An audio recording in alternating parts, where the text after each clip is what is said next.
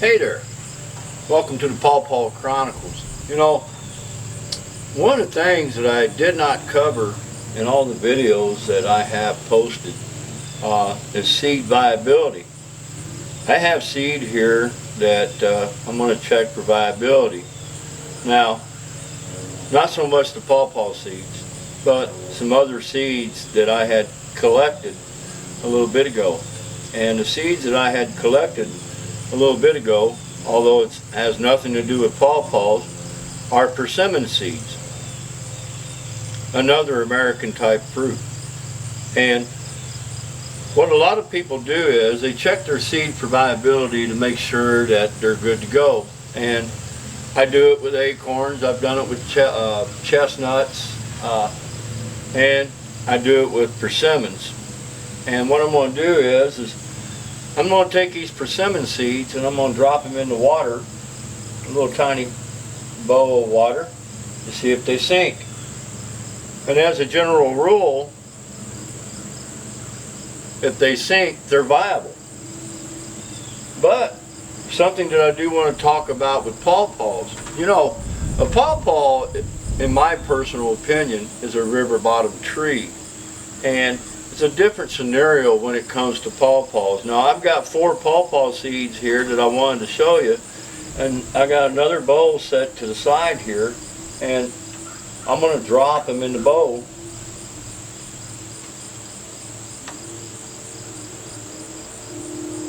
And out of 4 seeds, 2 of them sank, and 2 of them are nothing but floating seeds.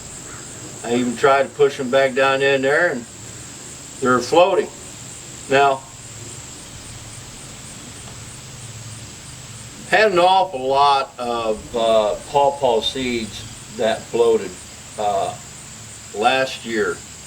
And what I did was, out of curiosity, forgive me, that was year before last.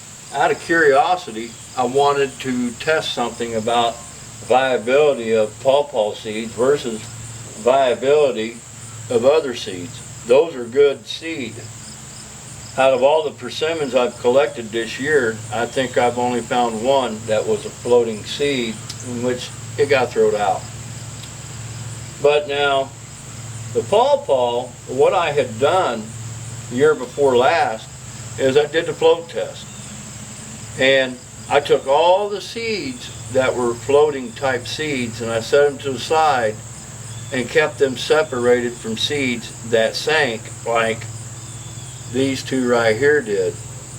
And they're not completely rested on the bottom, but they're down underwater. They sunk. And when I did that, I set 2 bags up for stratification. I set a bag up, stratification, that was sinkers, and I set up a bag that was stratification that were floaters. And I marked the bags as such and kept them separated from one another and went through what I put them through, 120-day stratification period. And when I took them out of the refrigerator, excuse me, I set pots up and I planted them in separate pots, and I kept track of what ones were floaters and what ones were sinkers. And wouldn't you know it, I had just as many pawpaws come up that came from floating seeds as I did that came from sinking seeds. It was about the same amount. Not all seeds will germinate. But it was just something that I wanted to share with you, the difference on trying to figure out whether or not seeds are viable. And the one thing I come to find out when it comes to dealing with the little pawpaw, excuse me, don't try to worry about that.